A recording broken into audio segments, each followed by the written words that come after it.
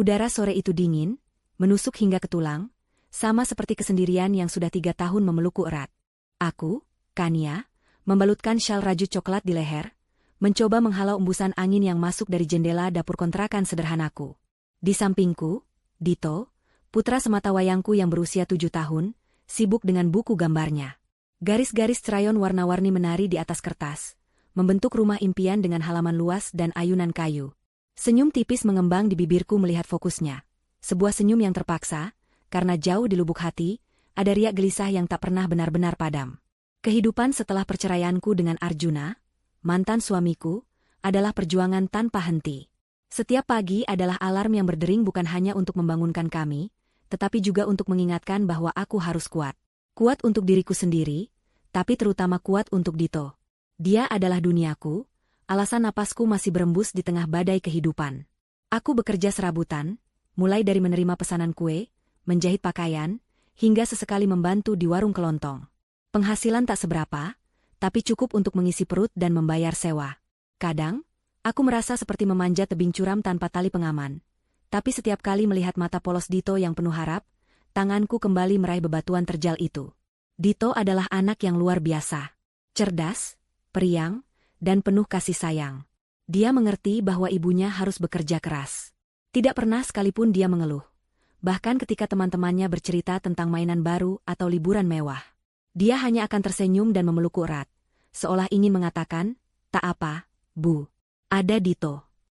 Pelukan-pelukan itu adalah obat penenang paling mujarab bagi jiwaku yang lelah.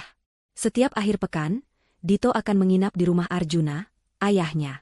Awalnya, aku merasa lega, memberiku sedikit waktu untuk beristirahat atau menyelesaikan pekerjaan yang tertunda. Tapi lambat laun, kunjungan-kunjungan itu justru menjadi sumber kekhawatiranku. Sejak Arjuna menikah lagi dengan Saraswati, seorang perancang busana ternama yang baru dikenalnya, ada yang aneh pada diri Dito setiap kali dia pulang. Saraswati. Nama itu saja sudah membuat kerongkonganku tercekat. Wanita anggun dengan senyum tipis yang selalu terlihat sempurna itu. Awalnya, ia bersikap sangat ramah padaku, bahkan menawarkan bantuan. "Kania, kalau ada apa-apa soal Dito, jangan sungkan ya.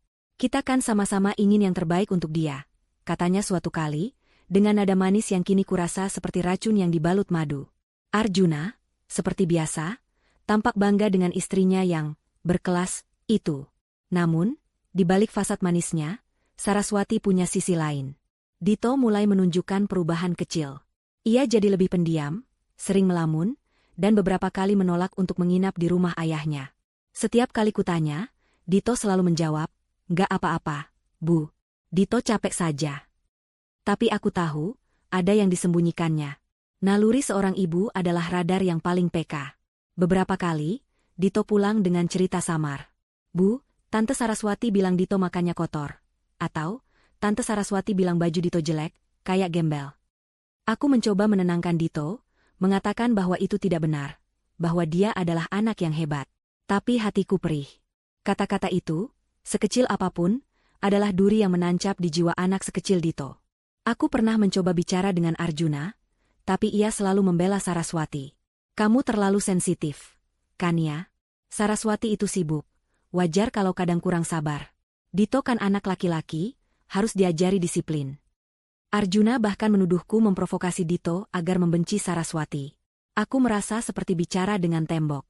Arjuna yang dulu kukenal, yang selalu membela kebenaran, seolah lenyap ditelan pesona Saraswati. Puncaknya terjadi sore ini. Dito pulang dari rumah Arjuna dengan taksi, bukan diantar Arjuna seperti biasanya. Wajahnya pucat pasi, matanya bengkak, dan tubuhnya menggigil hebat.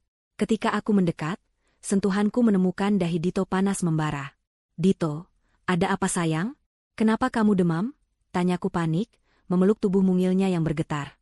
Bu, Dito takut." Bisiknya serak, sebelum isakannya pecah. Aku memeluknya erat, membawanya ke kamar. Perlahan, setelah kuberikan obat penurun panas dan ia sedikit tenang, Dito mulai bercerita. Setiap kata yang keluar dari bibir mungilnya adalah anak panah yang menembus jantungku. Tadi siang, Dito tidak sengaja memecahkan vas bunga Tante Saraswati di ruang tamu. Dito memulai ceritanya dengan suara lirih, matanya menatapku penuh ketakutan. Tante Saraswati marah sekali, Bu. Napas Kania tertahan. Vas bunga? Seharusnya itu bukan masalah besar. Arjuna mampu membeli 1000 vas bunga sekalipun. Lalu, desakku lembut, meski jantungku berdetak kencang. Tante Saraswati bilang, Dito anak nakal, anak pembawa sial. Dia menyeret Dito ke gudang belakang. Suara Dito semakin pelan, hampir tak terdengar. Gelap sekali, Bu. Dingin. Tante Saraswati mengunci Dito di sana. Dia bilang, dia akan membiarkan Dito di sana sampai Dito sadar diri. Tanganku otomatis meremas selimut Dito. Mengunci anak kecil di gudang gelap? Itu sudah keterlaluan. Wajah Saraswati yang anggun tiba-tiba terlihat seperti topeng iblis di benakku. Ayah tahu? Tanyaku, berharap Arjuna akan datang dan menolong putranya. Dito menggeleng lemah. Ayah tidak ada. Ayah pergi rapat. Tante Saraswati bilang, kalau Dito bilang ke ayah, Dito tidak akan pernah diizinkan datang lagi. Ketakutan itu tampak jelas di mata Dito. Dito sudah teriak-teriak, Bu. Tapi tidak ada yang dengar. Dito kedinginan sekali, gelap. Dito takut hantu, Bu. Isakan Dito kembali pecah, lebih keras dari sebelumnya. Ia membenamkan wajahnya ke dadaku, tubuhnya menggigil hebat. Aku mengeratkan pelukanku, mencoba meredakan ketakutan Dito. Tapi ada yang aneh.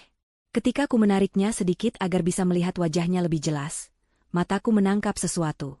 Di pergelangan tangan kiri Dito, di balik lengan bajunya yang sedikit tersingkap, ada bekas memar kebiruan yang samar. Ini apa, Nak? Tanyaku, suaraku tercekat. Aku menyentuh memar itu dengan ujung jariku. Dito meringis. Tadi, waktu Tante Saraswati menyeret Dito, dia menarik tangan Dito kencang sekali. Bu. Dito jatuh. Duniaku runtuh. Air mata yang selama ini kutahan, kini mengalir deras. Ini bukan lagi tentang perbedaan pendapat. Ini bukan lagi tentang salah paham. Ini adalah kekejaman. Kekejaman yang dilakukan oleh seorang wanita berhati beku kepada anakku yang tak berdosa. Seorang anak yang bahkan tak bisa membela dirinya sendiri. Saraswati tidak hanya mengunci Dito di gudang gelap, dia juga melukai fisik anakku. Kemarahan yang selama ini hanya berupa riak-riak kecil, kini meledak menjadi gelombang pasang yang ganas.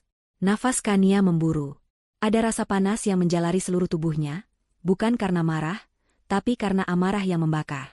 Aku menatap Dito yang kini tertidur lelap di pelukanku, masih dengan sisa-sisa tangis di wajahnya. Memar di tangannya seolah berteriak, menuntut keadilan. Arjuna tidak akan pernah percaya. Dia terlalu buta oleh cinta barunya. Saat itulah, di kamar sederhana dengan penerangan remang-remang, diiringi isakan pilu putraku yang tertidur dalam demam, sebuah janji terukir di hatiku. Bukan janji kosong, melainkan tekad membara. Saraswati, bisikku, suaraku serak karena menahan amarah, kau telah menyentuh hal paling berharga dalam hidupku. Kau telah melukai anakku. Aku bersumpah, aku akan membuatmu membayar. Malam merangkak pelan. Di luar, suara jangkrik bersahutan, mengiringi kegelisahan yang membanjiri hati Kania. Dito sudah tertidur pulas, napasnya teratur, tapi di wajah polosnya masih membekas sisa-sisa ketakutan. Memar di pergelangan tangannya seolah berpendar dalam gelap, menjadi pengingat abadi akan janji yang baru saja terucap dari bibir Kania. Janji untuk Saraswati. Kania tahu, ia tidak bisa bertindak gegabah. Balas dendam bukanlah sekadar melampiaskan emosi. Ini adalah perang, dan dalam perang, persiapan adalah kunci kemenangan. Jika ia ingin menghancurkan Saraswati, ia harus lebih cerdik, lebih sabar, dan lebih licik. Kania harus menjadi bayangan yang tak terlihat, namun mampu menciptakan badai. Pukul 2 pagi, Kania masih terjaga. Di meja kecilnya, sebuah buku catatan usang yang biasa ia gunakan untuk mencatat resep kue, kini terbentang. Bukan resep, melainkan peta perang. Tangannya memegang pena, namun otaknya bekerja lebih cepat, menyusun strategi. Langkah pertama, mengumpulkan informasi. Kania tahu sedikit tentang Saraswati. Seorang perancang busana yang sedang naik daun, punya koneksi kuat, dan hidup dalam kemewahan. Tapi itu tidak cukup. Ia harus tahu lebih banyak. Kelemahan Saraswati. Hal-hal yang membuatnya rentan. Apa yang paling berharga bagi Saraswati? Gumam Kania pada dirinya sendiri. Uang? Status? Reputasi? Ketiganya, pasti. Seorang wanita yang begitu terobsesi dengan citra sempurna, pasti akan hancur jika salah satunya direnggut darinya. Kania memulai penyelidikannya secara diam-diam. Dengan ponsel lamanya, ia mulai menjelajahi internet. Media sosial Saraswati adalah pintu gerbang pertama. Instagram, Facebook, LinkedIn. Semuanya menampilkan citra Saraswati yang sempurna. Gaun mewah, pesta glamor, wawancara majalah, dan foto-foto bersama desainer atau tokoh publik. Kania meneliti setiap unggahan, mencari celah, petunjuk kecil yang mungkin terlewat oleh mata orang awam. Ia menemukan bahwa Saraswati sering memamerkan koleksi terbarunya di butik-butik kelas atas. Dia juga sering menghadiri acara amal dan pameran seni, selalu di sisi Arjuna, menampilkan diri sebagai pasangan ideal. Kania memperhatikan bagaimana Saraswati berinteraksi dengan orang-orang di foto-foto itu, tersenyum ramah pada orang penting, namun terlihat agak dingin pada yang lain. Ada aura superioritas yang terpancar dari setiap gerak-geriknya. Ego. Itu kelemahan terbesarmu, Saraswati, bisik Kania. Kau sangat mencintai dirimu sendiri dan citramu. Kania juga mulai menghubungi beberapa kenalan lamanya, orang-orang yang mungkin memiliki informasi di lingkaran sosial atau profesional Arjuna dan Saraswati. Ia berhati-hati, tidak langsung bertanya tentang Saraswati, melainkan memulai percakapan umum, lalu perlahan mengarahkan topik. Oh, Tante Saraswati istri baru Mas Arjuna? Bagaimana ya orangnya? Kelihatannya anggun sekali. Kania akan memancing. Beberapa kenalan akan memuji, tapi ada pula yang memberikan komentar terselubung. Saraswati? Oh, dia memang stylish. Tapi ya, agak perfeksionis. Kalau ada yang tidak sesuai keinginannya, bisa lumayan galak juga, kata seorang teman lama Arjuna yang pernah bekerja sama dalam sebuah proyek kecil. Dia sangat ambisius. Cepat sekali naik daunnya. Tapi entah ya, kadang ada desas-desus kurang enak soal caranya bersaing, ujar seorang kenalan lain yang bergerak di industri fashion. Setiap informasi, sekecil apapun, dicatat Kania dalam buku resepnya yang kini penuh coretan. Nama-nama klien penting Saraswati, jadwal acara rutinnya, bahkan nama-nama karyawannya yang terlihat paling dekat. Langkah kedua, mempertimbangkan konsekuensi. Kania tahu balas dendam ini tidak akan mudah. Ada risiko yang harus diambil. Jika rencananya terbongkar, ia bisa kehilangan segalanya. Kehilangan Dito, kehilangan kebebasannya. Tapi melihat memar di tangan Dito, risiko itu terasa kecil dibandingkan dengan penderitaan anaknya. Aku tidak akan ditangkap, tekad Kania. Aku akan bergerak di bawah radar, memastikan tidak ada jejak yang mengarah padaku. Kania mempertimbangkan berbagai opsi. Apakah ia harus membalas dengan kekerasan fisik? Tidak. Itu hanya akan membuat masalah lebih rumit dan dirinya menjadi penjahat. Balas dendam terbaik adalah yang menghancurkan jiwa, yang membuat target menderita tanpa sentuhan fisik. Saraswati yang terbiasa hidup dalam kemewahan dan pujian, akan sangat terpukul jika semua itu direnggut darinya. Langkah ketiga, membangun jaringan diam-diam. Kania tidak punya uang banyak untuk menyewa detektif. Ia harus mengandalkan kecerdasan dan kemampuan beradaptasi. Ia mulai menciptakan persona baru di dunia maya. Akun-akun palsu dengan nama generik, tanpa foto diri, yang ia gunakan untuk memata-matai forum-forum industri fashion, grup gosip sosialita, dan bahkan akun-akun karyawan Saraswati. Ia ingin tahu dinamika internal di studio desain Saraswati. Apakah ada karyawan yang tidak puas? Apakah ada gosip yang beredar? Suatu hari, Kania membaca sebuah postingan di forum diskusi fashion. Seorang desainer muda mengeluh anonim tentang idenya yang dicuri oleh seorang desainer senior yang sangat terkenal. Meskipun tidak menyebut nama, Kania punya firasat. Ini bisa jadi Saraswati. Kania menyimpan informasi ini. Ia juga menemukan beberapa ulasan buruk tentang koleksi lama Saraswati yang terkesan buru-buru atau kurang orisinal, namun segera dihapus. Saraswati jelas sangat peduli dengan citranya. Kania juga mulai mencari tahu tentang latar belakang keluarga Saraswati. Ia menemukan bahwa ayah Saraswati adalah seorang politikus terkemuka, dan ibunya seorang sosialita ternama. Keluarga yang sangat menjaga reputasi dan status sosial. Perfect, batin Kania. Ada banyak hal yang bisa disembunyikan di balik citra sempurna itu. Pendekatan awal, observasi dan uji coba. Kania memutuskan untuk tidak langsung melancarkan serangan besar. Ia ingin memulai dengan hal-hal kecil, menguji air, melihat bagaimana Saraswati bereaksi. Ia ingin Saraswati merasa tidak nyaman, paranoid, namun tidak tahu siapa yang berada di balik semua itu. Kania mulai sering berada di dekat area tempat tinggal Saraswati, atau di kafe-kafe tempat Saraswati biasa bertemu klien. Bukan untuk menguntit, tapi untuk mengamati. Ia memperhatikan bagaimana Saraswati berbicara di telepon, ekspresi wajahnya, kebiasaannya. Kania bahkan pernah melihat Saraswati memarahi asistennya di depan umum dengan nada tajam, setelah asisten itu tidak sengaja menumpahkan kopi. Itu menguatkan firasat Kania tentang temperamen asli Saraswati yang tertutup topeng. Suatu sore, saat Dito bermain di taman dekat kontrakan, Kania duduk di bangku, berpura-pura membaca buku. Ia melihat seorang ibu muda mengeluh di telepon tentang kesulitan mencari sekolah bagus untuk anaknya. Kania tiba-tiba mendapat ide. Ia mendekat, menawarkan bantuan dengan nada ramah, seolah kebetulan mendengar. Wanita itu akhirnya bercerita tentang kesulitannya dan betapa mahalnya biaya pendidikan yang bagus. Kania mendengarkan dengan seksama, menyerap setiap detail. Maya mulai menyadari bahwa ia bisa memanfaatkan sisi-sisi gelap dari lingkungan sosial Saraswati, kecemburuan, persaingan, dan rahasia. Ia tidak perlu menjadi kaya raya untuk menyakiti Saraswati. Ia hanya perlu menjadi cerdik. Benih keraguan ditanam. Kania memutuskan serangan pertamanya akan sangat halus, hampir tidak terlihat. Ia mencari forum-forum online di mana para sosialita dan ibu-ibu kelas atas berkumpul untuk bergosip. Dengan akun anonim yang baru dibuat, ia akan menanamkan benih keraguan. Mentari pagi menyelinap masuk melalui celah gorden, membangunkan Kania dari tidurnya yang singkat. Dito sudah bangun, sibuk menyusun balok-balok mainannya. Kania memaksakan senyum, hatinya masih terasa berat, namun tekadnya semalam semakin menguat. Hari ini, ia akan memulai.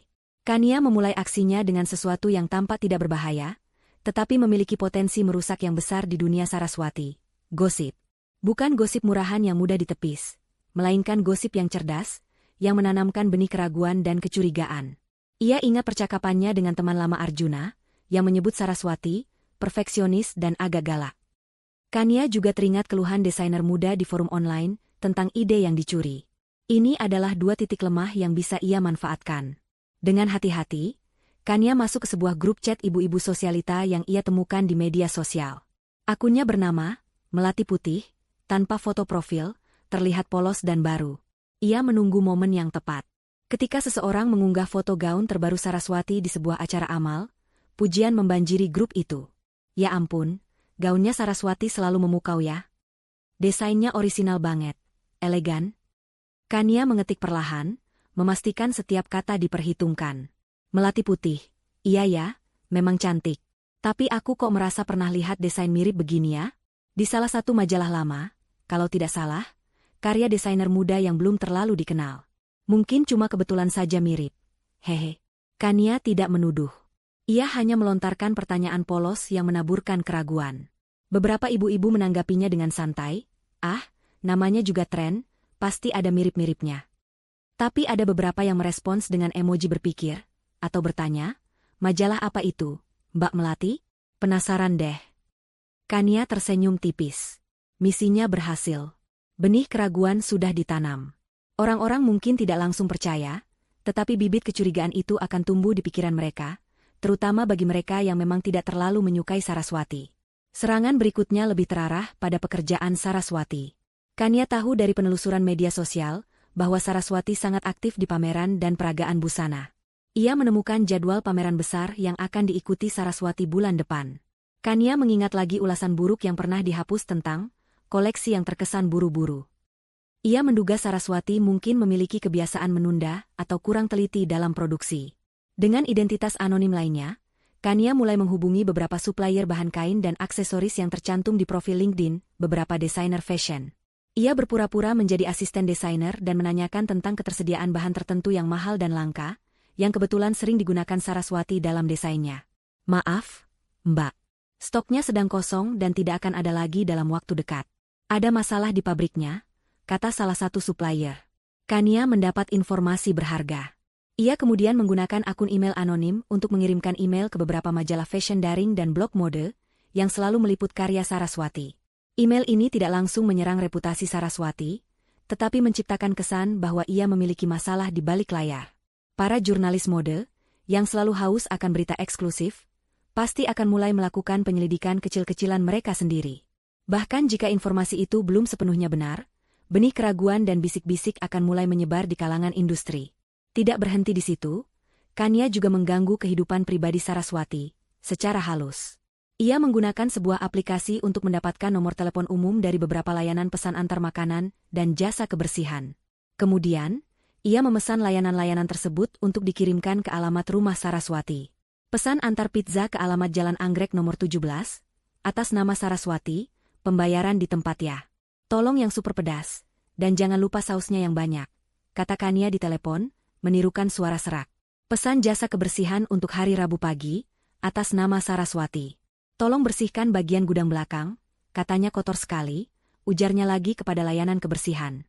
Kania sengaja memesan pada jam-jam tidak biasa, atau dengan instruksi yang agak aneh. Ia membayangkan Saraswati yang terbiasa dengan ketertiban, akan terganggu dengan kedatangan tiba-tiba kurir pizza, atau petugas kebersihan yang tidak ia panggil. Ini adalah gangguan kecil yang tidak merugikan secara finansial, tetapi cukup untuk membuat Saraswati merasa ada yang aneh, seolah-olah ada orang iseng yang mengganggunya.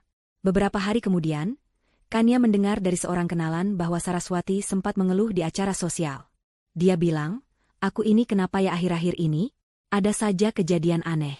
Tiba-tiba ada yang kirim pizza padahal tidak pesan, atau ada telepon iseng. Mungkin ada yang iri denganku ya?" Cerita kenalan itu pada Kania, tanpa tahu Kania adalah dalangnya. Kania hanya tersenyum simpul, pura-pura bersimpati. "Mungkin cuma kebetulan saja, Mbak. Namanya juga orang sukses, pasti banyak yang iri." Reaksi Saraswati yang kebingungan itu adalah musik bagi telinga Kania. Saraswati mulai merasa ada sesuatu yang tidak beres. Tetapi ia terlalu sombong untuk menduga bahwa itu adalah ulah Maya, mantan istri Rio yang dianggapnya tidak penting. Saraswati mungkin mencurigai pesaing bisnisnya, atau orang-orang yang membencinya secara umum. Kania bermain di balik panggung, menarik tali-tali boneka tanpa terlihat. Satu lagi serangan yang tak langsung, tetapi cerdik. Kania menemukan forum jual beli barang bekas online yang populer. Ia menemukan beberapa item pakaian bekas yang mirip dengan gaya desain Saraswati, namun dengan harga sangat murah.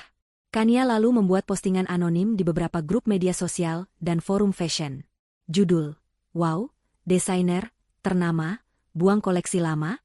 Isi postingan, "Saya tidak sengaja menemukan ini di forum jual beli barang bekas online. Ada yang mengenali gaya desain ini? Kok rasanya mirip banget ya sama salah satu desainer yang lagi naik daun itu. Padahal baru beberapa musim lalu koleksi ini rilis. Kok sudah dijual obral begini ya? Apa mungkin desainnya memang tidak laku atau kualitasnya kurang bagus? Cuma bertanya-tanya saja, hehe." Kania menyertakan tautan ke postingan barang bekas itu. Ia tahu postingan ini akan menyebar seperti api. Ini akan menimbulkan pertanyaan tentang nilai koleksi Saraswati dan kualitasnya, tanpa secara langsung menuduh apapun. Ini adalah pukulan halus terhadap citra eksklusivitas merek Saraswati. Kania melakukan semua ini dengan sangat hati-hati, menggunakan VPN untuk menyembunyikan alamat IP-nya, dan selalu membersihkan jejak digital. Ia seperti seorang penjahit handal, menyulam benang-benang tipis yang pada akhirnya akan menjadi jaring yang menjerat. Setiap malam, setelah Dito tertidur, Kania duduk di mejanya, memandangi buku catatannya yang kini penuh strategi. Ia merasa ada kepuasan kecil yang tumbuh di dadanya. Bukan kepuasan yang jahat, tetapi kepuasan karena melihat rencananya berjalan. Saraswati mungkin hanya merasa sedikit terganggu, tapi Kania tahu, ini hanyalah permulaan. Benih-benih keraguan, kecurigaan, dan bisik-bisik telah ia tanam. Dan segera, benih-benih itu akan tumbuh menjadi pohon-pohon masalah yang menjulang tinggi, siap menimpa Saraswati. Kania mulai merasa bahwa ia tidak lagi sendirian dalam pertarungan ini. Ada Dito, yang menatapnya dengan mata polos dan penuh cinta, dan ada kekuatan dalam dirinya yang belum pernah ia sadari sebelumnya. Kekuatan seorang ibu yang tidak akan pernah membiarkan anaknya disakiti tanpa balasan. Minggu-minggu berikutnya adalah medan perang senyap bagi Kania. Ia tak lagi sekadar menanam benih, kini ia menyiramnya dengan tetesan racun. Gangguan-gangguan kecil yang ia mulai di bab 3, kini perlahan meningkat menjadi serangan yang lebih terkoordinasi dan terasa lebih personal. Kania mengamati, merasakan denyut nadi kehidupan Saraswati melalui celah-celah kecil yang ia ciptakan. Saraswati mulai menunjukkan tanda-tanda kegelisahan. Keluhan-keluhannya tentang kejadian aneh semakin sering. Ia mulai sering terlambat datang ke acara, terlihat kusut, atau mudah tersinggung. Reaksi ini, bagi Kania, adalah sinyal bahwa strateginya berhasil. Kania tidak punya keahlian hacking tingkat tinggi, tapi ia punya kecerdikan. Ia memanfaatkan kelemahan sistem online dan kelalaian manusia. Saraswati adalah desainer yang sangat bergantung pada media sosial dan platform digital untuk promosi. Kania melihat celah di sana. Ia menemukan bahwa studio desain Saraswati memiliki sebuah akun media sosial yang dikelola oleh seorang asisten muda yang ceroboh. Melalui akun anonim yang sudah ia siapkan, Kania mulai mengirimkan pesan-pesan yang terlihat seperti keluhan pelanggan, namun dengan tautan mencurigakan. Asisten itu, yang kurang waspada, seringkali mengklik tautan tersebut. Bukan untuk mencuri data secara langsung, tetapi untuk menyebarkan malware ringan yang akan mengganggu kinerja sistem mereka. Akibatnya, situs web studio Saraswati sesekali down, atau unggahan foto koleksi baru mereka mengalami error teknis yang memalukan. Pernah, sebuah foto gaun yang seharusnya tampil anggun, tiba-tiba muncul dengan glitch aneh yang mengubah warna atau detail desainnya menjadi absurd. Penggemar mode mulai berkomentar. Kok websitenya sering begini ya? Padahal koleksinya bagus. Ada apa dengan foto gaun ini? Kualitasnya jadi jelek sekali. Kania tersenyum puas melihat komentar-komentar itu. Ini bukan kerusakan besar, tapi cukup untuk mengikis profesionalisme dan citra sempurna Saraswati. Saraswati memarahi tim IT-nya, mengancam akan memecat mereka, tapi mereka sendiri bingung mencari penyebab pasti gangguan itu. Kania tahu Saraswati sangat menjaga hubungan baik dengan klien-klien besar dan kolega berpengaruh. Ini adalah target empuk. Kania mulai mencari tahu jadwal pertemuan penting Saraswati. Ia menemukan bahwa Saraswati akan mengadakan pertemuan penting dengan investor potensial untuk proyek ekspansi studio. Kania, dengan kecerdikan yang luar biasa, menemukan cara untuk mendapatkan nomor telepon umum dari beberapa perusahaan catering dan percetakan yang sering digunakan Saraswati. 1 hari sebelum pertemuan itu, Kania menelepon perusahaan catering yang dijadwalkan menyediakan hidangan mewah. Ia berpura-pura menjadi asisten Saraswati. "Halo, ini dari studio Saraswati. Saya mau konfirmasi untuk acara besok. Ya, tolong dipastikan semua hidangan disajikan di suhu ruangan, tidak perlu dihangatkan. Dan untuk dessertnya, kami butuh yang serba coklat, bukan fruit platter seperti yang tertulis di daftar." Permintaan yang terdengar sah, namun sepenuhnya berlawanan dengan keinginan Saraswati yang sebenarnya. Kemudian, Kania menelepon percetakan yang mencetak materi presentasi Saraswati. "Halo, saya dari studio Saraswati. Maaf, ada revisi terakhir untuk materi presentasi besok. Untuk halaman ketiga, tolong ganti fontnya menjadi Comic Sans, dan ukuran fontnya diperbesar agar lebih mencolok. Lalu, logo perusahaan Saraswati tolong diperkecil sedikit, ukurannya 50% saja dari yang sekarang." Permintaan absurd yang akan membuat presentasi itu terlihat amatir dan tidak profesional. Keesokan harinya, Kania membayangkan kekacauan di ruang pertemuan. Hidangan yang dingin atau tidak sesuai selera, serta presentasi yang terlihat konyol. Ini akan merusak kesan pertama di mata investor, membuat Saraswati terlihat tidak kompeten dan ceroboh. Kania tahu bahwa setiap tempat kerja pasti memiliki intrik dan persaingan internal. Studio Saraswati, dengan segala kemewahannya, pasti tidak terkecuali. Ia mulai menyasar karyawan yang mungkin memiliki ketidakpuasan tersembunyi. Ia mengamati media sosial para asisten dan staf junior Saraswati. Kania menemukan satu asisten yang sering mengeluh di akun pribadinya tentang beban kerja yang berlebihan dan atasan yang sangat menuntut. Kania menggunakan akun anonimnya untuk mengirimkan pesan pribadi kepadanya. "Melati Putih, hai, aku sering lihat kamu di studio Saraswati. Pasti capek ya kerja di sana? Dengar-dengar, Mbak Saraswati itu memang kadang kurang menghargai kerja keras karyawannya ya? Apalagi kalau ada ide bagus, suka diaku sendiri. Hehe, cuma dengar-dengar aja sih." Pesan itu bukan tuduhan langsung, hanya dengar-dengar. Cukup untuk memprovokasi asisten yang sudah lelah itu. Kania juga, tidak sengaja, mengirimkan email anonim ke beberapa karyawan kunci Saraswati, menuduh salah satu dari mereka membocorkan rahasia perusahaan atau mengambil jatah bonus. Tujuannya adalah menciptakan kecurigaan dan ketidakpercayaan di antara mereka, memecah belah tim Saraswati dari dalam. Ketegangan di studio Saraswati mulai terasa. Para karyawan terlihat lebih tegang, saling mencurigai. Saraswati semakin sering marah-marah, menuduh mereka tidak becus atau bahkan berkhianat. Lingkungan kerja menjadi tidak nyaman. Saraswati memang mulai menunjukkan frustrasi yang mendalam. Ia mengeluh kepada Arjuna setiap malam. "Rasanya akhir-akhir ini aku sial terus. Mas, website error, klien-klien penting tiba-tiba batal, presentasi kacau. Aku curiga ada yang sengaja mau menjatuhkanku." Arjuna, yang mulai lelah dengan keluhan istrinya, hanya menanggapi dengan acuh tak acuh. "Mungkin kamu terlalu stres, sayang. Coba istirahat dulu." Kania menyaksikan semua ini dari kejauhan. Ia sesekali melihat berita kecil di media online yang membahas gangguan teknis di studio desainer ternama, atau isu internal di balik layar industri fashion. Meskipun tidak ada yang menyebut nama Saraswati secara eksplisit, Kania tahu itu adalah hasil karyanya. Malam harinya, setelah Dito tertidur, Kania duduk di dekat jendela, memandangi bintang-bintang. Ada rasa puas yang luar biasa. Bukan kepuasan yang riang, melainkan kepuasan yang dingin, menusuk. Ia sedang membangun kehancuran Saraswati satu demi satu. Setiap kegelisahan, setiap keluhan, setiap kerutan di dahi Saraswati adalah bukti bahwa ia berhasil. Namun, di tengah kepuasan itu, ada sedikit kekosongan. Balas dendam memang manis, tapi Kania tahu ini adalah jalan gelap. Ia harus berhati-hati agar tidak kehilangan dirinya dalam proses ini. Ia harus selalu mengingat Dito, alasan mengapa semua ini dimulai. Kania tahu bahwa Saraswati masih belum menyadari siapa dalang di balik semua kekacauan ini. Ia masih menganggapnya sebagai nasib buruk atau kecemburuan pesaing. Kania ingin melihat ekspresi wajah Saraswati ketika ia akhirnya menyadari bahwa semua ini adalah ulah Kania, seorang wanita yang selama ini ia anggap remeh. Tekanan akan terus meningkat. Kania tidak akan berhenti sampai Saraswati merasakan penderitaan yang setara dengan penderitaan yang ia sebabkan pada Dito. Dan Dito, di dalam tidurnya, tampak semakin tenang, seolah perlahan merasakan keadilan mulai berpihak kepadanya. Gejolak di studio desain Saraswati semakin menjadi-jadi. Gangguan teknis, jadwal yang kacau, hingga desas-desus konflik internal karyawan, semuanya seperti virus yang menyerang sistem kekebalan tubuhnya. Saraswati, yang terbiasa dengan kendali penuh dan kesempurnaan, mulai menunjukkan retakan di fasad anggunnya. Ia sering terlihat tegang, mudah murka pada stafnya, dan senyum palsunya semakin tipis. Aroma parfumnya yang mahal pun tak mampu menutupi aura stres yang menyelimutinya.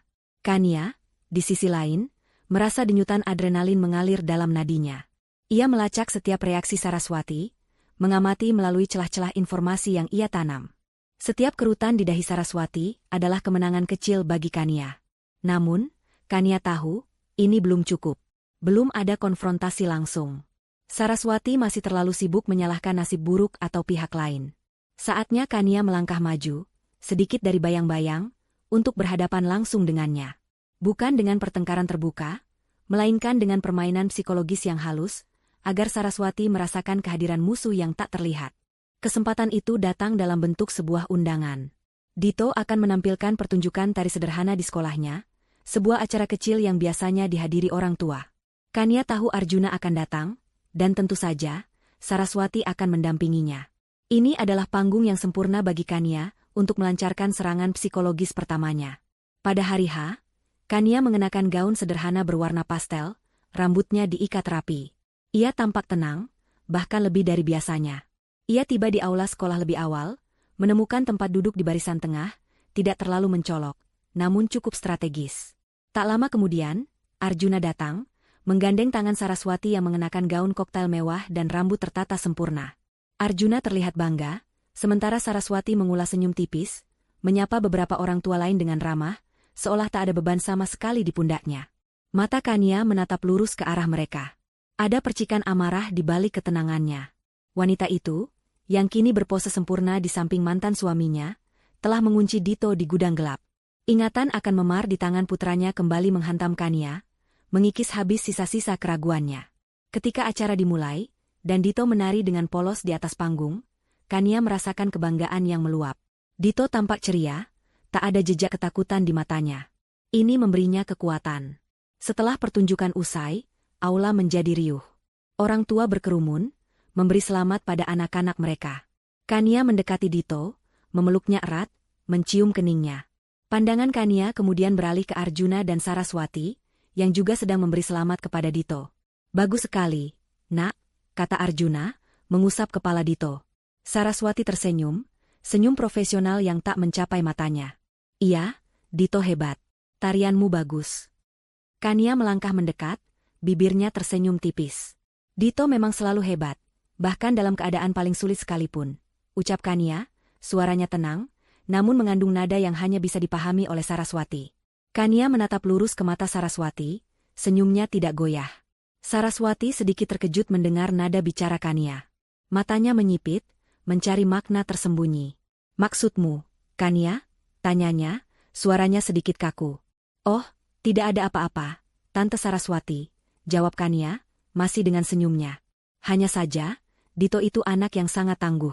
Dia selalu bisa melewati semua rintangan, bahkan yang paling gelap sekalipun. Iya kan, nak? Kania melirik Dito, yang hanya tersenyum polos, tidak memahami kedalaman percakapan para orang dewasa itu. Saraswati membeku.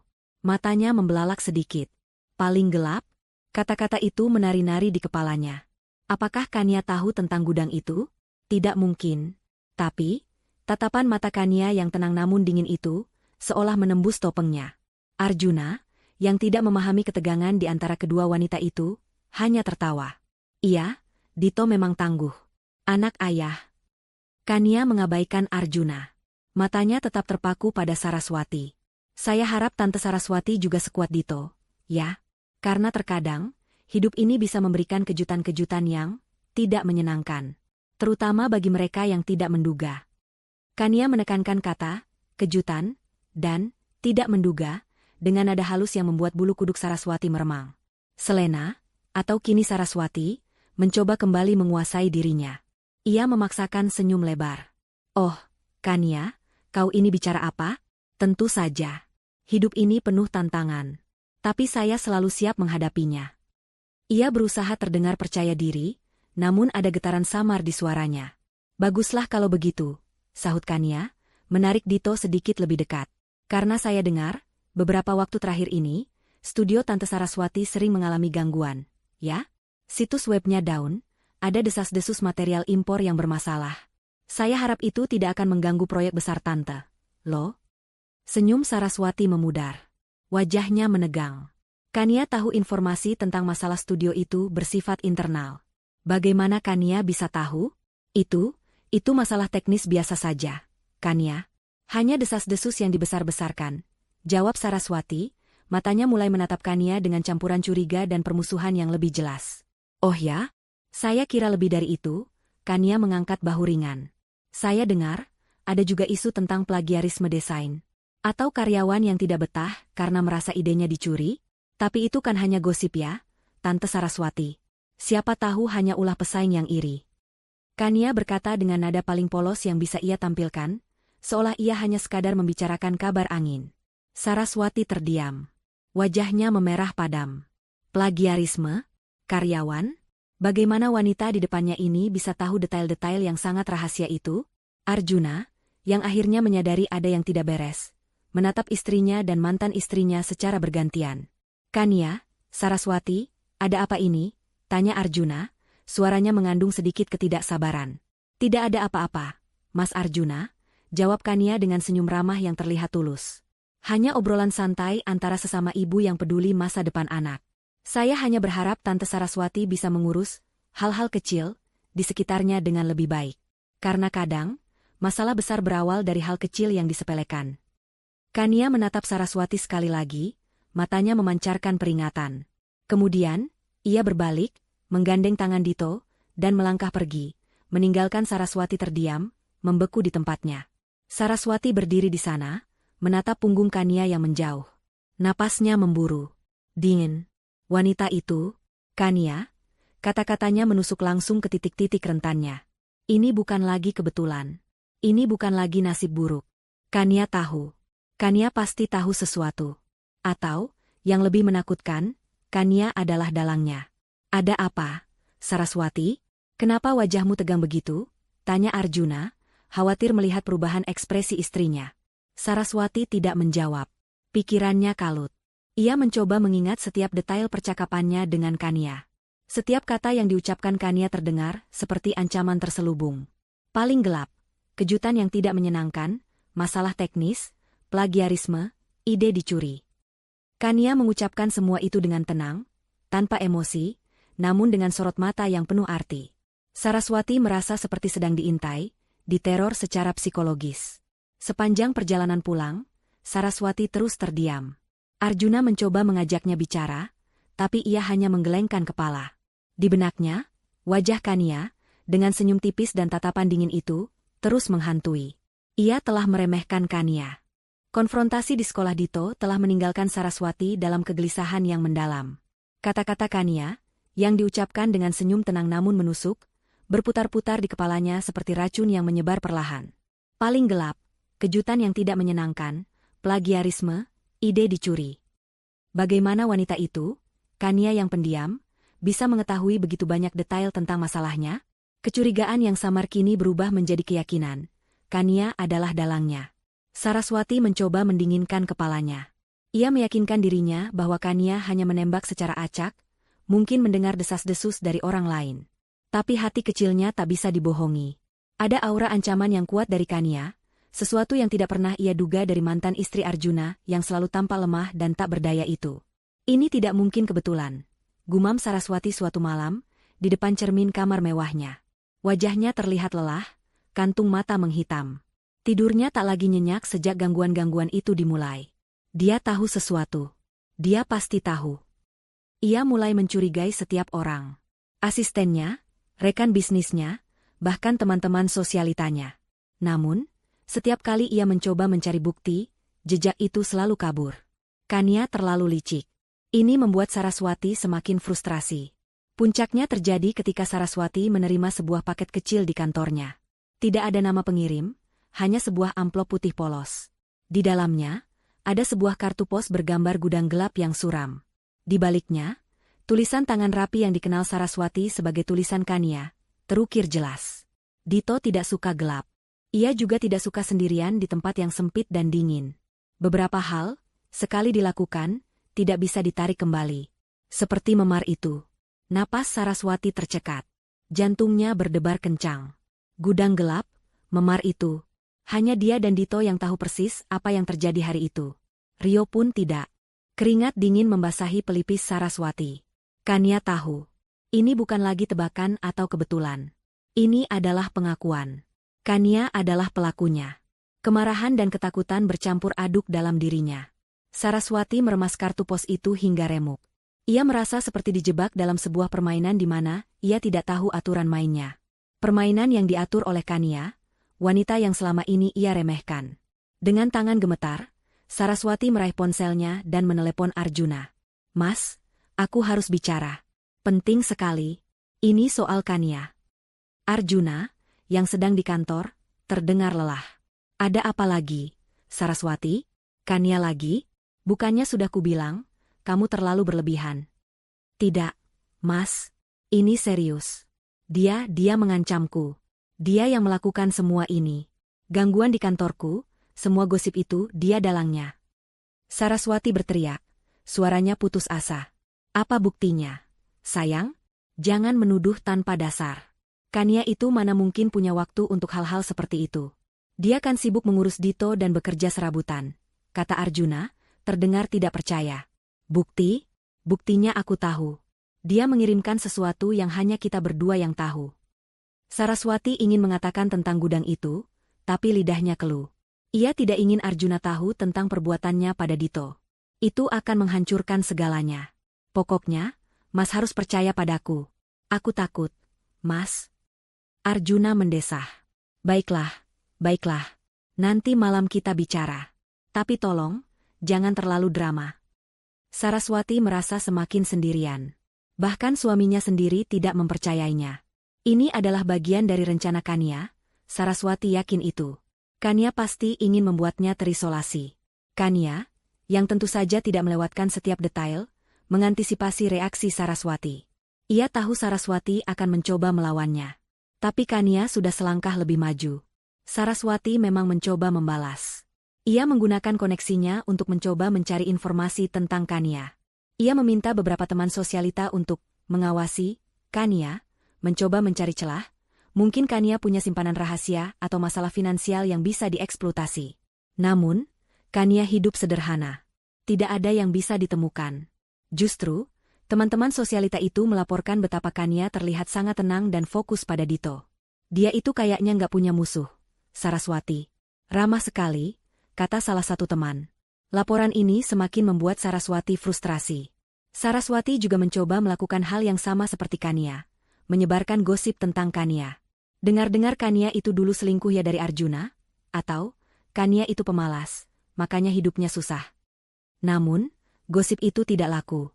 Kania tidak punya reputasi besar untuk dihancurkan, dan orang-orang tahu Kania adalah ibu tunggal yang berjuang keras. Malah, beberapa orang merasa simpati pada Kania. Kemarahan Saraswati memuncak. Ia memutuskan untuk menghadapi Kania secara langsung. Ia akan mengancamnya, membuat Kania takut dan mundur. Suatu siang, Saraswati datang ke kontrakan Kania.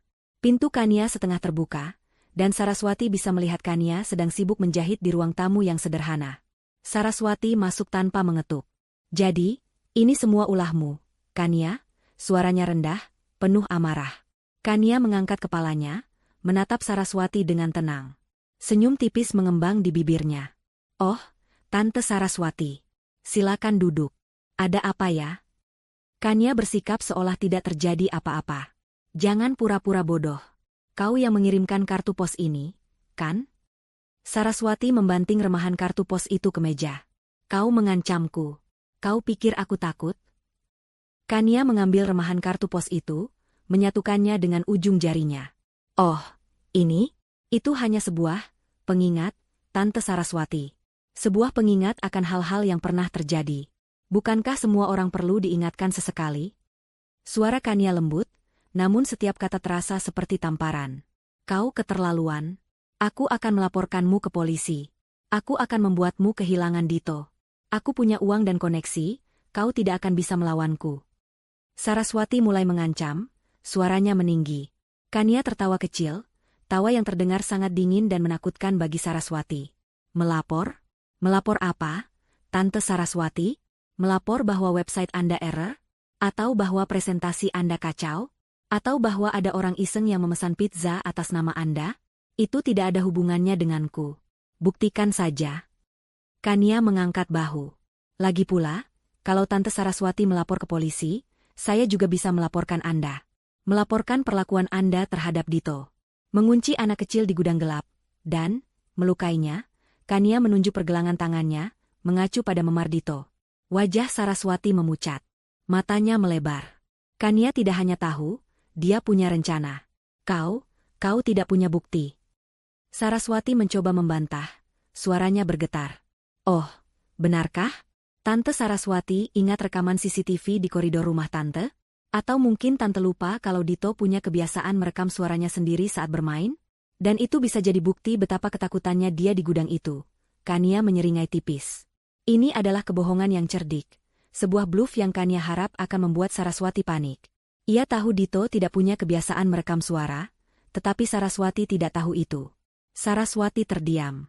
Matanya menatap Kania dengan campuran ketakutan dan kebencian. Dia tidak tahu apakah Kania benar-benar memiliki bukti itu, tetapi ancaman itu sudah cukup untuk membuatnya gemetar. Jika Kania punya rekaman, atau bahkan hanya kesaksian Dito yang bisa dipercaya, reputasinya akan hancur. Ayahnya, sang politikus, tidak akan mentolerir skandal semacam ini. Kau gila," desis Saraswati, mundur selangkah. Saraswati meninggalkan kontrakan Kania dengan perasaan campur aduk antara amarah, ketakutan, dan rasa malu yang menusuk. Wajah Kania yang tenang namun penuh ancaman terus terbayang. Wanita itu tidak main-main. Dia tahu rahasia terdalam Saraswati, dan dia siap menggunakannya. Ancaman Kania tentang rekaman dan kesaksian Dito terasa nyata, bahkan jika itu hanya gertakan. Reputasi, bagi Saraswati, adalah segalanya. Malam itu, Saraswati tidak bisa tidur. Ia mondar-mandir di kamar mewahnya, memikirkan setiap kemungkinan. Ia mencoba menghubungi beberapa kenalan lama yang berprofesi sebagai pengacara, menanyakan tentang kasus pencemaran nama baik atau intimidasi, namun ia tidak bisa menjelaskan situasinya secara gamblang tanpa mengungkapkan perbuatannya pada Dito. Semakin ia berpikir, semakin ia merasa terjebak. Kania telah merancang ini dengan begitu rapi. Sementara Saraswati dilanda kegelisahan, Kania sedang menyempurnakan pukulan telaknya. Ia tahu ancaman verbal saja tidak cukup. Untuk menghancurkan Saraswati, ia harus menyerang fondasi hidupnya, reputasi profesional dan dukungan keluarga. Kania telah mengumpulkan cukup informasi untuk melancarkan serangan yang paling merusak. Kania ingat desas-desus tentang Saraswati yang mencuri ide desainer muda. Ia telah melacak desainer muda itu, seorang wanita bernama Luna, yang pernah mengeluh di forum online. Kania menemukan beberapa desain awal Luna yang diposting secara pribadi, dan membandingkannya dengan detail koleksi Saraswati beberapa musim lalu. Ada kemiripan yang mencolok, terlalu mirip untuk disebut kebetulan. Ini adalah bukti.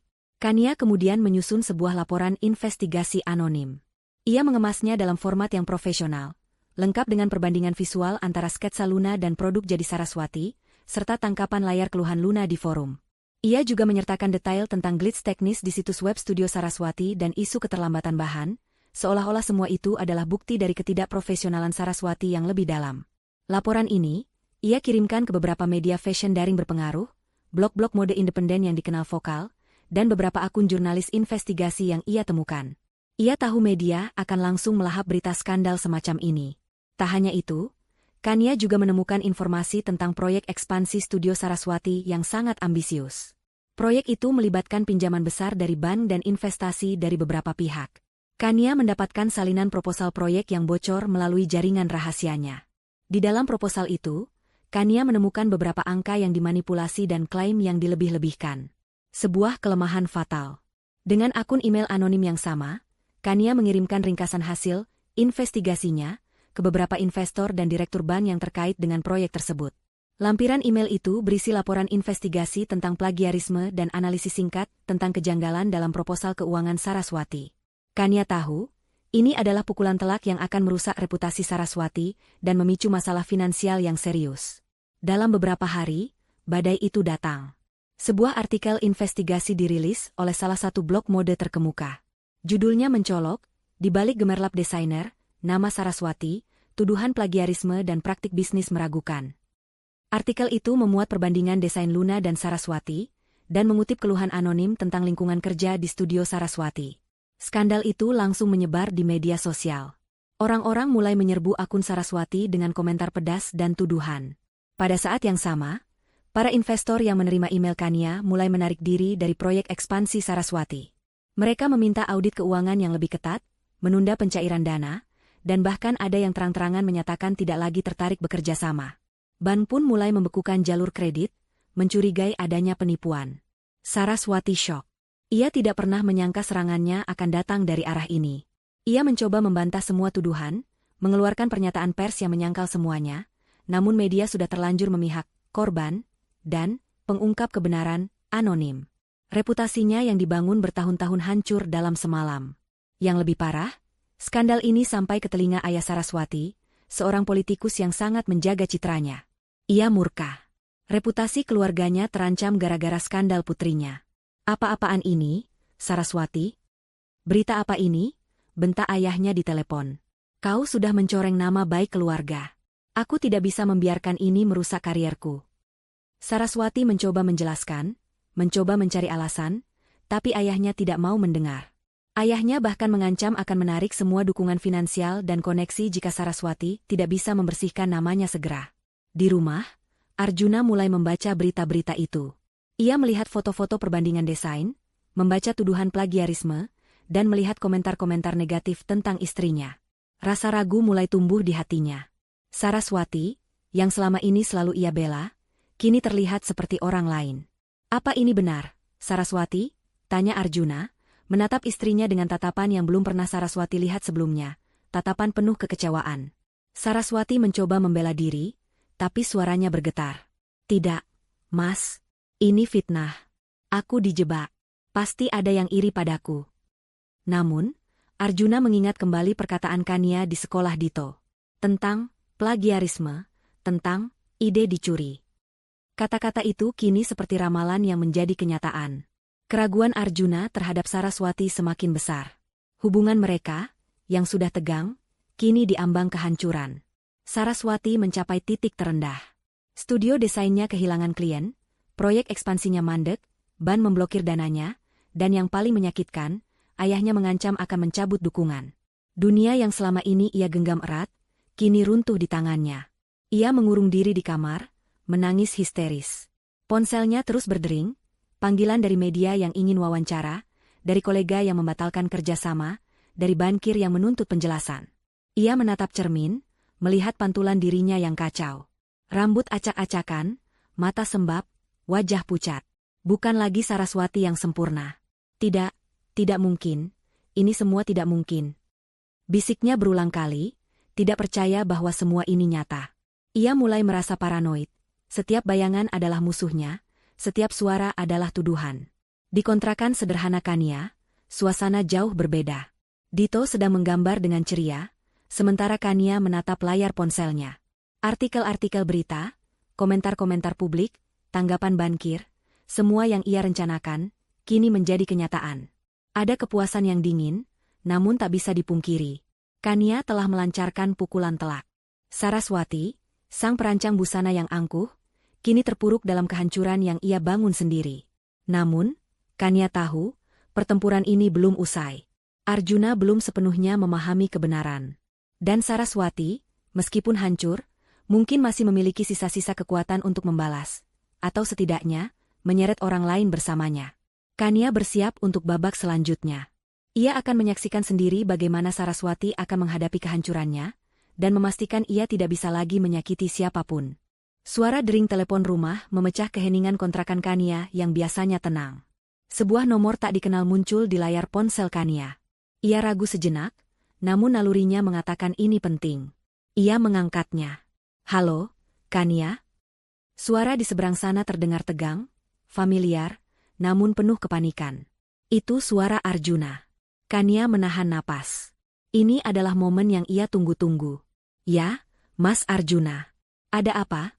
Jawab Kania tenang, seolah tak ada badai yang ia ciptakan di hidup mantan suaminya. "Ini soal Saraswati, kau tahu apa yang terjadi dengannya?" tanya Arjuna, suaranya naik 1 oktav. Ada nada tuduhan tersirat dalam pertanyaannya. "Berita-berita itu, investasi yang batal, itu semua pekerjaanmu, kan?" Kania tersenyum tipis. "Pekerjaanku? Saya hanya seorang ibu rumah tangga biasa yang bekerja serabutan, Mas. Mana mungkin saya bisa mengguncang seorang perancang busana ternama seperti Saraswati. Itu terlalu berlebihan." Nada Kania terdengar polos, hampir mengejek. "Jangan berpura-pura, Kania. Aku tahu kau yang melakukannya. Semua ini dimulai setelah kau bicara padanya di sekolah Dito. Kau mengancamnya." Arjuna mulai berteriak. "Mengancam? Mas Arjuna, saya hanya mengingatkan Tante Saraswati untuk lebih berhati-hati, terutama karena Dito. Bukankah semua ini dimulai setelah Dito pulang dengan demam tinggi dan memar di tangannya? Apa Mas Arjuna lupa?" Suara Kania kini berubah menjadi dingin dan menusuk. "Atau Mas Arjuna memang sengaja lupa apa yang dilakukan istrimu pada anakmu sendiri?" Tiba-tiba, ada keheningan di seberang sana. Kania bisa merasakan keraguan yang mencengkeram Arjuna. "Memar? Apa maksudmu?" tanya Arjuna, suaranya sedikit melunak, terdengar bingung. "Dito dikunci di gudang belakang rumah kalian, Mas. Berjam-jam. Hanya karena memecahkan vas bunga.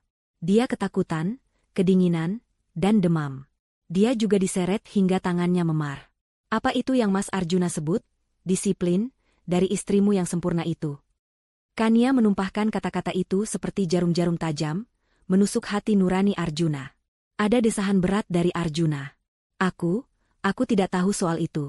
Saraswati bilang Dito hanya ceroboh dan dia hanya menghukumnya sedikit." "Menghukum?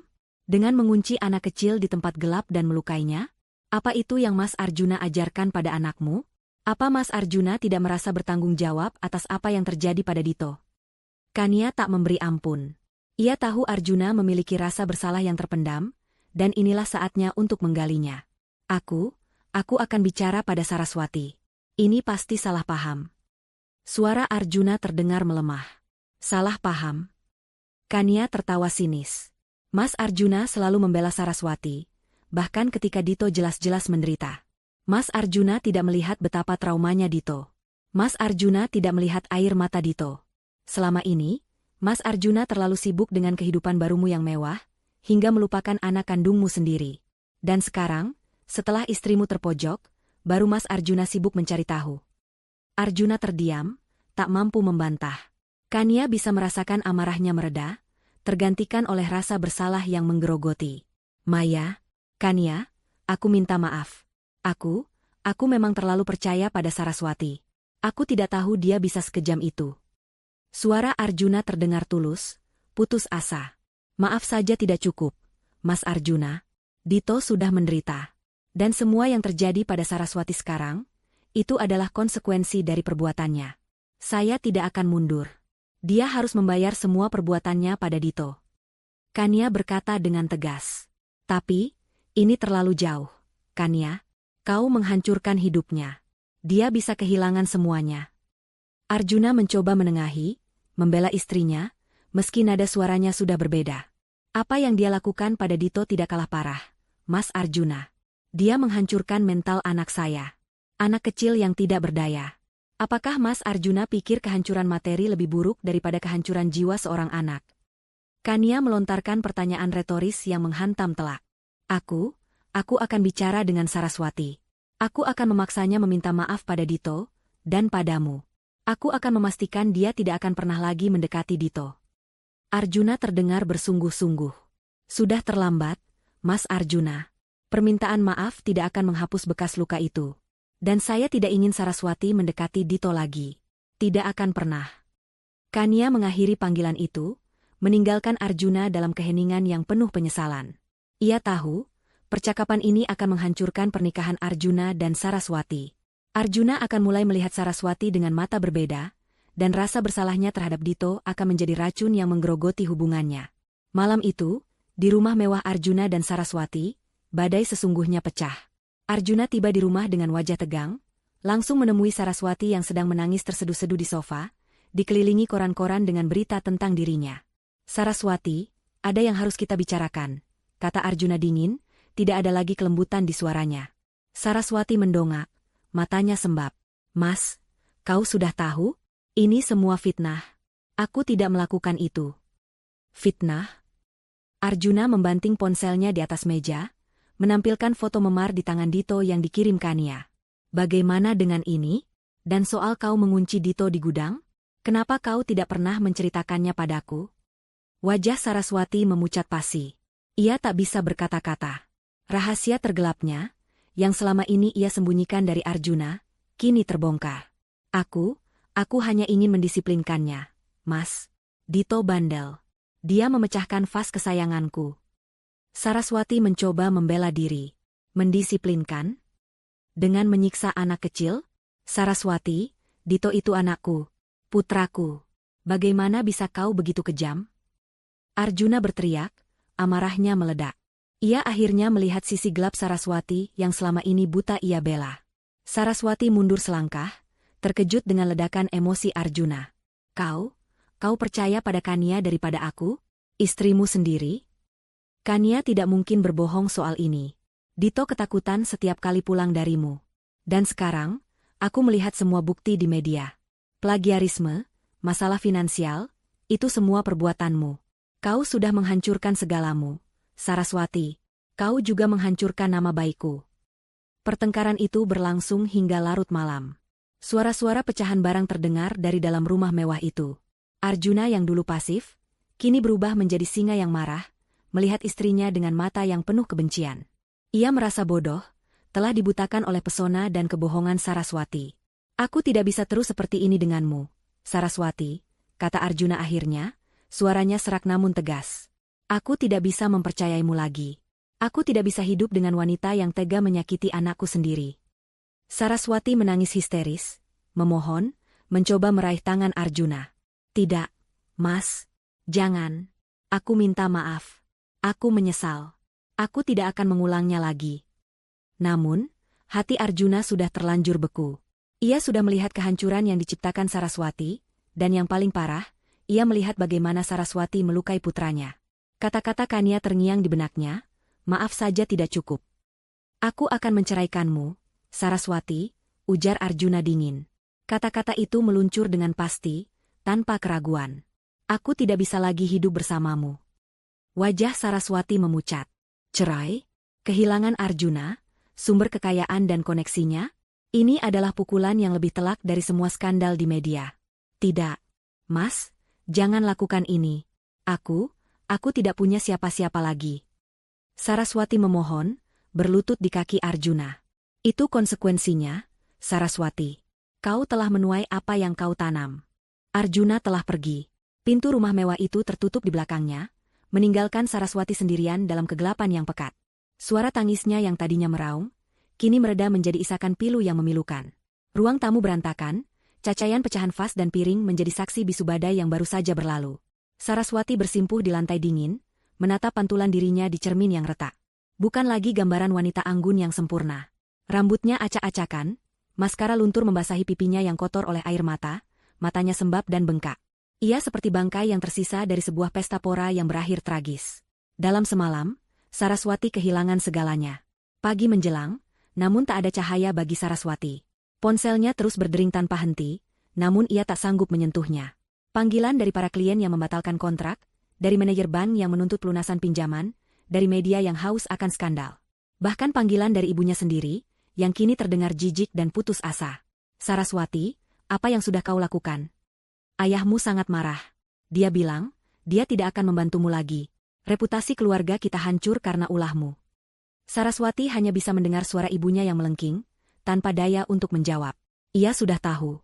Ayahnya, seorang politikus yang sangat menjaga citranya, tidak akan pernah memaafkan skandal ini. Dukungan finansial dan koneksi yang selama ini menjadi jaring pengaman baginya, kini ditarik tanpa ampun. Ia mencoba menghubungi asistennya, berharap ada sedikit dukungan moral. Namun, asistennya hanya menjawab singkat, "Maaf, Bu Saraswati. Saya sudah mengundurkan diri. Saya tidak bisa lagi bekerja di lingkungan seperti ini." Telepon ditutup. Satu persatu, orang-orang yang selama ini mengelilinginya, kini meninggalkannya. Saraswati mencoba pergi ke studionya, berharap bisa menyelamatkan sisa-sisa bisnisnya. Namun, ia disambut oleh pintu yang terkunci rapat dan pemberitahuan penyitaan aset dari bank. Karyawan-karyawannya sudah tidak ada, sebagian besar sudah mengundurkan diri, dan beberapa memilih untuk pindah bekerja ke studio lain, merasa muak dengan drama dan reputasi buruk Saraswati. Mimpi ekspansi studio yang ambisius itu, kini hanya menjadi tumpukan proposal di sudut ruangan yang dingin dan kosong. Saraswati berjalan gontai di jalanan kota, tanpa tujuan. Wanita yang dulu selalu tampil sempurna dengan pakaian desainer mahal, kini mengenakan piyama lusuh dan jaket tebal yang tak pantas. Orang-orang menatapnya dengan tatapan aneh, berbisik-bisik, mengenali wajahnya dari koran dan berita online. Tatapan-tatapan itu terasa seperti pisau yang menusuk harga dirinya. Ia mendengar bisikan, itu kan desainer yang kena kasus plagiarisme. Atau, kasihannya, suaminya juga ninggalin. Saraswati merasa seperti telanjang di depan umum, semua kebusukannya terekspos. Dunia yang selama ini memuja kecantikannya dan memuji karyanya, kini menunjuknya dengan jari, mencibir, dan mengutuk. Ia kehilangan pekerjaannya, reputasinya, suaminya, dan dukungan keluarganya. Ia kehilangan segalanya. Dalam kehancuran yang total itu, perlahan-lahan, bayangan-bayangan masa lalu mulai muncul di benaknya. Kilasan-kilasan kejadian yang selama ini ia tepis, kini datang menghantui. Ia melihat wajah Dito yang ketakutan saat ia menyeretnya ke gudang. Ia mendengar isakan Dito di balik pintu yang terkunci. Ia melihat memar di pergelangan tangan Dito, memar yang ia pikir akan terlupakan, kini terasa seperti luka yang menganga di hatinya sendiri. Dito tidak suka gelap. Ia juga tidak suka sendirian di tempat yang sempit dan dingin. Seperti memar itu. Kata-kata Kania di kartu pos itu terngiang-ngiang. Selama ini, Saraswati selalu menyalahkan Kania, menyalahkan takdir, menyalahkan orang lain. Tapi kini, sendirian dalam kehancurannya, tidak ada lagi yang bisa ia salahkan selain dirinya sendiri. Ia teringat betapa sombongnya ia saat pertama kali bertemu Kania. Ia meremehkan Kania, menganggapnya sebagai wanita kampung yang tak berdaya. Ia merasa berhak melakukan apa saja karena ia punya uang dan kekuasaan. Ia pikir ia bisa menyakiti Dito tanpa konsekuensi. Ia berpikir Arjuna akan selalu membelanya. Aku salah. Bisiknya lirih, suaranya parau karena menangis. Aku pantas mendapatkan ini. Rasa penyesalan yang mendalam mulai merayapinya. Bukan penyesalan karena kehilangan kekayaan atau status, melainkan penyesalan karena telah menyakiti seorang anak yang tidak bersalah. Dito. Anak itu tidak pantas mendapatkan perlakuan kejam darinya. Ia telah menjadi monster, dibutakan oleh keangkuhan dan rasa superioritas. Malam itu, Saraswati tidur di jalanan yang dingin, berbekal beberapa lembar uang yang ia temukan di dompetnya. Ia terbiasa tidur di kasur empuk dengan spray sutra. Kini, ia terpaksa meringkuk di sudut gelap, merasakan dinginnya angin menusuk kulitnya, sama seperti dinginnya gudang yang ia paksakan pada Dito. Setiap gigitan nyamuk, setiap sensasi lapar, setiap kedinginan, terasa seperti hukuman yang pantas. Ia teringat bagaimana Dito menangis memohon, "Tante, Dito takut, Dito dingin." Dan ia, dengan kejam, menutup telinga. Kini, air matanya sendiri yang tak berhenti mengalir. Di sisi lain kota, di kontrakan sederhana yang hangat, Kania duduk di samping Dito yang sedang tidur. Senyum tipis mengembang di bibirnya, bukan senyum kepuasan yang dingin lagi, melainkan senyum yang bercampur dengan rasa lega dan sedikit kosong. Ia telah melihat kehancuran Saraswati. Ia telah membacanya di berita, mendengarnya dari bisik-bisik yang sampai ke telinganya. Kania tahu Saraswati sedang merasakan penderitaan yang luar biasa. Ia membayangkannya, dan di sana, ia tidak menemukan rasa iba. Hanya keadilan.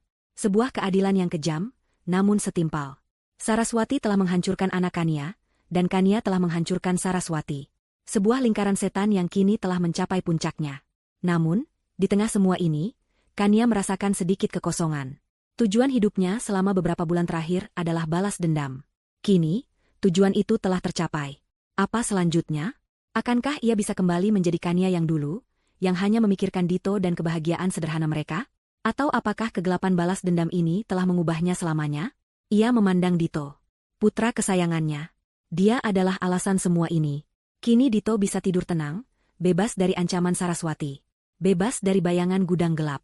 Itulah yang terpenting. Meskipun Kania telah mencapai tujuannya, ia tahu ada satu babak lagi yang belum tuntas. Pertemuan terakhir.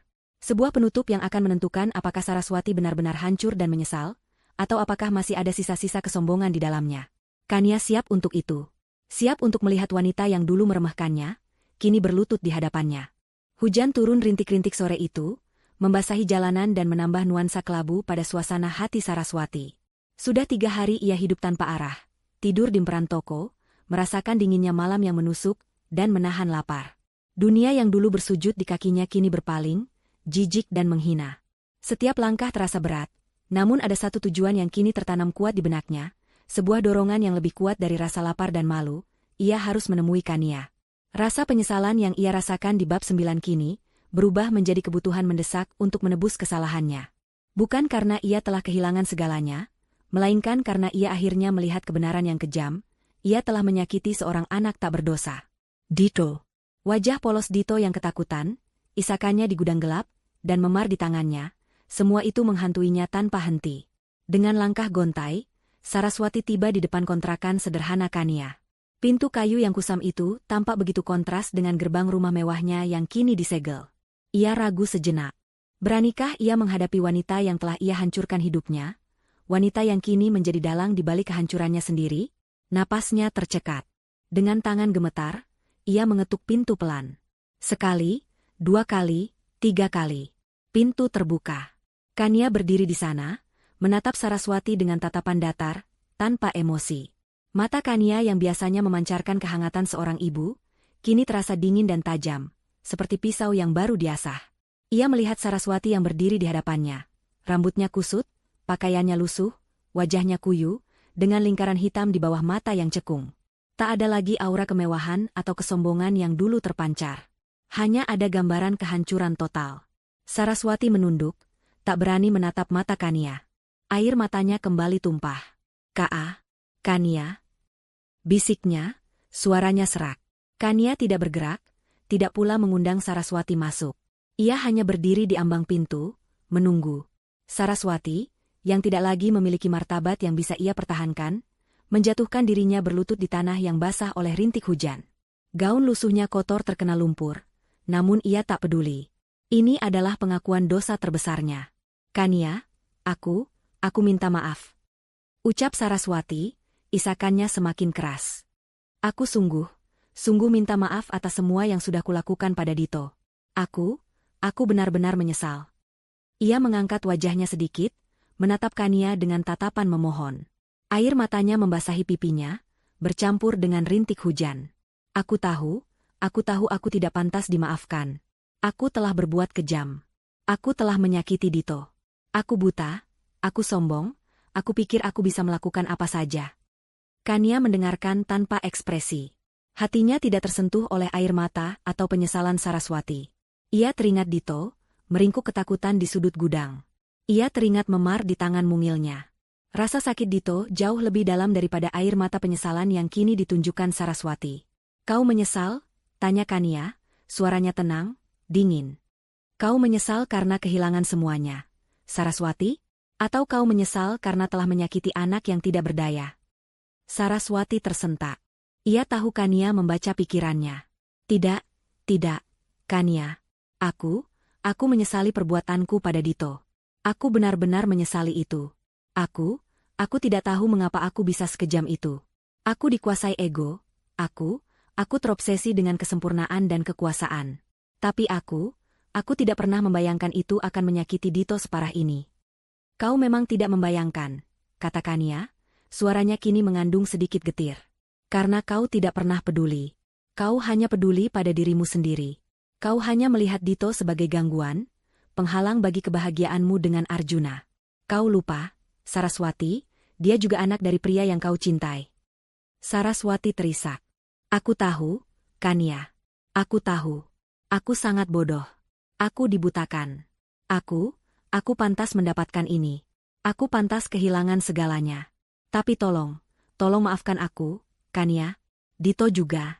Aku ingin meminta maaf langsung padanya. Kania menatap Saraswati dengan tatapan tajam yang tak tergoyahkan. Maaf? Kau pikir maaf bisa menghapus bekas luka? Saraswati? Bekas luka di hati Dito, yang masih sering bangun dari tidurnya karena mimpi buruk? Bekas luka ketakutan yang masih tergambar di matanya setiap kali ia mendengar suara pintu gudang. Kania menekankan setiap kata, membiarkan Saraswati merasakan beratnya penderitaan yang ia sebabkan. Aku tahu tidak akan mudah, jawab Saraswati, kepalanya tertunduk dalam. Tapi setidaknya, biarkan aku mencoba. Biarkan aku menanggung konsekuensinya. Biarkan aku mencoba memperbaiki sedikit saja. Kania terdiam. Ia telah memenangkan pertempuran ini. Saraswati, wanita yang dulu berdiri tinggi dengan kesombongannya, kini berlutut di hadapannya, hancur dan memohon. Ini adalah puncak dari balas dendam Kania. Rasa kepuasan yang dingin itu kini bercampur dengan sedikit rasa hampa. Apa gunanya semua ini jika ia sendiri tidak bisa mendapatkan kedamaian sejati? Setelah beberapa saat yang terasa seperti keabadian, Kania akhirnya berbicara. Suaranya rendah, tanpa amarah, namun penuh otoritas. Dengar, Saraswati, ucap Kania. Aku tidak akan memaafkanmu. Tidak hari ini, tidak besok, mungkin tidak akan pernah. Bekas luka yang kau torehkan pada anakku terlalu dalam. Dan aku tidak akan pernah membiarkanmu mendekati Dito lagi. Tidak akan pernah. Saraswati mengangkat kepalanya, air mata membanjiri wajahnya. Ia tahu. Ia memang tidak pantas dimaafkan. Namun, lanjut Kania, aku sudah melihat kehancuranmu. Kau sudah kehilangan segalanya. Itu adalah konsekuensi dari perbuatanmu. Aku tidak akan menambah penderitaanmu lagi.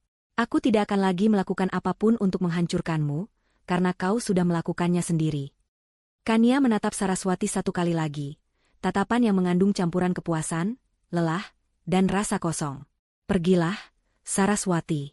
Mulailah hidupmu dari awal. Jika kau benar-benar menyesal, buktikan dengan tindakanmu di masa depan. Aku tidak peduli kau akan menjadi apa, tapi satu hal yang pasti, jangan pernah lagi kau mengganggu kehidupanku dan putraku. Jika kau melakukannya, kau tahu apa yang akan terjadi. Kania tidak menunggu jawaban. Ia berbalik, masuk ke dalam rumah, dan menutup pintu di depan wajah Saraswati. Suara kunci berputar terdengar jelas di telinga Saraswati, sebuah simbol penutupan. Saraswati ditinggalkan sendirian di tengah rintik hujan, berlutut di tanah yang dingin. Ia melihat pintu itu tertutup, dan di sana, ia tidak menemukan pengampunan. Hanya sebuah akhir. Ia tidak lagi memiliki apa-apa. Tak ada rumah, tak ada uang, tak ada pekerjaan, tak ada keluarga, tak ada suami, tak ada harga diri. Ia telah menuai badai yang ia tanam sendiri. Air mata penyesalan yang tulus kini membanjiri wajahnya, bukan lagi karena kehilangan materi, melainkan karena rasa sakit yang ia sebabkan pada Dito. Perlahan, Saraswati bangkit dari posisi berlututnya. Tubuhnya menggigil, bukan hanya karena dingin, tetapi karena kehampaan yang mencengkeram jiwanya. Ia telah mencapai titik terendah. Kehancuran total yang ia alami adalah balasan setimpal dari seorang ibu yang tidak akan pernah membiarkan anaknya disakiti. Ia melangkah pergi, perlahan menghilang dalam rintik hujan yang semakin deras. Saraswati tidak tahu kemana ia akan pergi, atau bagaimana ia akan memulai kembali hidupnya. Namun, satu hal yang pasti, pelajaran pahit ini akan membekas selamanya. Ia telah merasakan kekejaman yang ia tabur, dan kini ia harus hidup dengan konsekuensinya. Hujan telah berhenti, menyisakan aroma tanah basah yang menenangkan. Di dalam kontrakan sederhana, Kania memeluk Dito erat. Rasa lega yang luar biasa membanjiri dirinya, seolah beban bertonton telah terangkat dari pundaknya. Saraswati telah pergi, hancur dalam penyesalan yang ia pilih sendiri. Pertarungan itu telah usai.